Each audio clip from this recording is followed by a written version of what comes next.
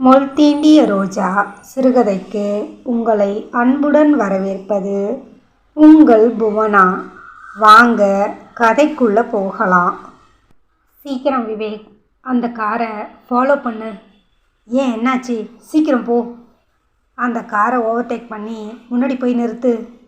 Vivek horn அடிச்சுக்கிட்டே காரை overtake பண்ணி முன்னாடி போய் நிறுத்தினா. அஸ்வின் டிரைவரும் சடன் பிரேக் போட்டு நிறுத்த, ஏன் சார் இப்படி காரை முன்னாடி வந்து நிறுத்துறீங்க? காரிலிருந்து வேகமாக இறங்கி வந்த கௌதம் அஸ்வின் இருந்த பக்கத்து டோரை வேகமாக திறக்க, எதுக்கு சார் டோரை திறக்கிறீங்க? ஏங்க, குழந்தைய கூட்டிக்கிட்டு போகிறீங்க, கார் டோரை ஒழுங்காக சாத்த மாட்டிங்களா?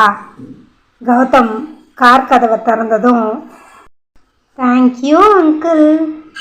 அஸ்வின் அவனை பார்த்து புன்னகைத்ததும் என்னவென்று தெரியாத இனம் புரியாத ஒரு விதமான உணர்ச்சி கௌதம் உடம்பில் பரவ ஆரம்பித்தது.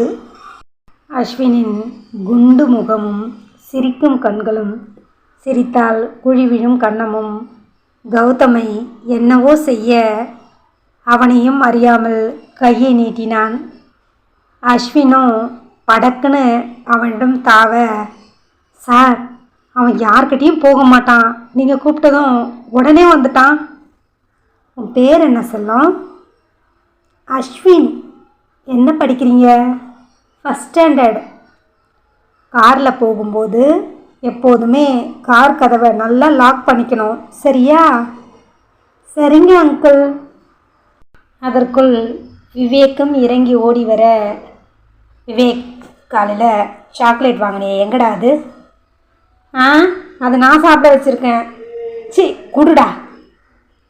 கௌதம் அந்த சாக்லேட்டை வாங்கி அஸ்வினிடம் கொடுக்க, வேணாம் அங்கிள், எங்கள் அம்மா தெரியாதவங்க எது கொடுத்தாலும் வாங்கக்கூடாது சொல்லியிருக்காங்க. ஏண்டா வாங்கக்கூடாது?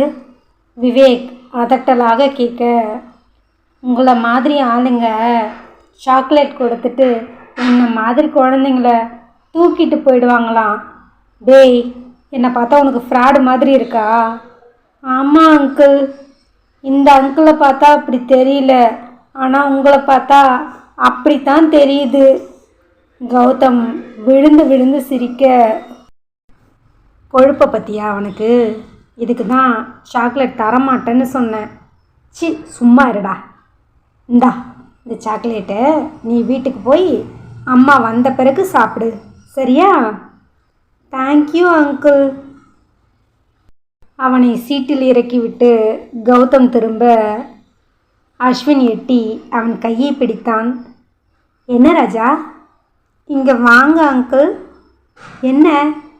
அவனை நோக்கி கௌதம் குனிய, கௌதமின் 2 கன்னத்திலும் இதழ் பதித்தான் அஸ்வின். ஏதோ ஒரு இனம் புரியாத சந்தோஷம் கௌதமின் மனம் முழுக்க நிறைய. அவனும் அஸ்வினின் 2 கன்னத்திலும் முத்தமிட்டு, பத்திரமா போயிட்டு வாங்க, சிரிச்சுக்கிட்டே கதவை சாத்தி விட அஸ்வின் டாட்டா சொல்லிட்டு காரில் கிளம்புனான். என்ன தாத்தா, எதுவுமே பேசாமல் வரீங்க? இல்லை தம்பி, இப்போ வந்தாரே, அவரை எங்கேயோ பார்த்த மாதிரி இருக்குது, ஆனால் எங்கன்னு தெரியல. அந்த அங்கிளையா? ஆமாம் தம்பி, இதுக்கு முன்னாடி நான் அவரை எங்கேயோ பார்த்துருக்கேன், ஆனால் எங்கன்னு மறந்து போச்சு. யூட்டன் போட்டு விவேக் திரும்பவும் ஆஃபீஸ் இருந்த சந்துக்குள்ளே காரை எடுத்துக்கொண்டு போக, என்ன மச்சான், அந்த குட்டி பையனை பார்த்ததுலேருந்து ரொம்ப சந்தோஷமாக இருக்க போல இருக்கு. என் பையனுக்கும் இதே வயசு தான் இருக்கும்ல. என்ன மச்சான், ஃபீல் பண்ணுறியா? எனக்கும் என் பையனை பார்க்கணுன்னு ஆசையாக இருக்குடா. நிச்சயமாக வீட்டுக்கு போய் பார்க்க முடியாது, என் ஒய்ஃபோட அப்பா விட மாட்டார். அவர் என்ன மச்சான் உன் பையனை பார்க்க விட மாட்டான்னு சொல்கிறதுக்கு? என்ன விவேக், எல்லாம் தெரிஞ்சு நீயே இப்படி பேசுகிற? சரி விடு மச்சான், வீட்டில் தானே போய் பார்க்க முடியாது, ஸ்கூலில் போய் பார்க்கலாம்ல. ஸ்கூல்லையா? என்ன சொல்கிற நீ? இந்நேரம் உன் பையன் ஸ்கூல் போக ஆரம்பிச்சிருப்பான். எனக்கு 2 நாள் டைம் கொடு. இந்த சென்னையில் அவன் எந்த மூலையில் படிச்சுக்கிட்டு இருந்தாலும் அவனை கொண்டு வந்து உன் முன்னாடி நிறுத்த வேண்டியது என்னோட பொறுப்பு. உன்னால் அது முடியுமா? என்ன மச்சான் எப்படி கேட்குற? நிச்சயமாக கொண்டு வந்து நிறுத்துகிறேன் பார். வா அபி. என்ன குழந்தைக்கு இப்போ பரவாயில்லையா? புஷ்பாவும் மாலத்தியும் அவளை சூழ்ந்து கொள்ள இப்போது பரவாயில்ல. 3 நாளில் ஆஃபீஸில் ஏதாவது முக்கியமான விஷயம் இருக்கா? ஆஃபீஸ் எப்பவும் போல தான் இருக்குது. புது எம்டி சார் எப்படி இருக்காரு? அவர் ரொம்ப காம் தான். எம்டி சார் அனாவசியமாக யார்கிட்டையும் பேச மாட்டார் போல இருக்குது. ஆனால் அவரோட பிஏ சரியான காமெடி பீஸ். என்ன மாலத்தி சொல்கிற? ஆமாம், ரொம்ப ஜாலி டைப்பு.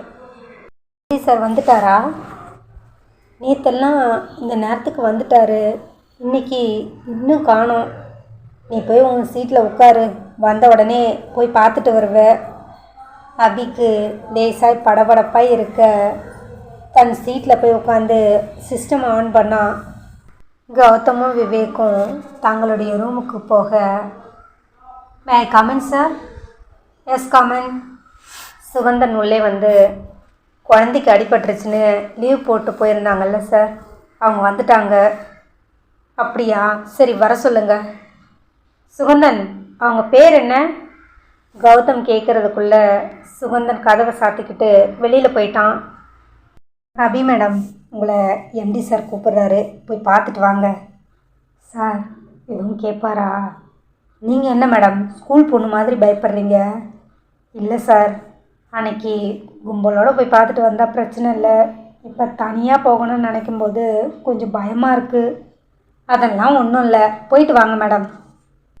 அபி தனது இஷ்ட தெய்வமான முருகனை வேண்டிக் கொண்டு, may I come in sir? Yes come in. Sir, என் பேர் அபி, அக்கௌண்ட்ஸ் டிபார்ட்மெண்ட்டில் ஒர்க் பண்ணுறேன். திரும்பி நின்று ஃபைலை பார்த்துக்கிட்டு இருந்த கௌதம் அந்த பெயரை கேட்டதும் சடனாக திரும்ப இருவரது பார்வைகளும் சந்தித்து கொள்ள ஒரு நொடி அபியின் முகம் அதிர்ச்சியில் வெளிரி போக, இவன் அவன்தானா? இல்லை எனக்கு தான் அப்படி தோணுதா? கண்களை நன்றாக துடைத்து கொண்டு பார்த்தவள், இவன் அவனே தான். கண்கள் படபடக்க, இதே துடிப்பு எகிற, கை கால்கள் எல்லாம் வெடவெடவென நடுங்க அவனையே பார்த்து கொண்டு, நீ நீ நீங்களா? நானே தான். நீ எப்படி இங்கே? அவன் முடிக்கும் முன் அபி மயங்கி விழுந்திருந்தாள். ஃபைலை தூக்கி போட்டு வேகமாக ஓடி வந்தவன், அபி அபி. அவள் கன்னத்தில் தட்ட அபிக்கு சுய நினைவு இல்லை. அபி, உனக்கு என்னாச்சு?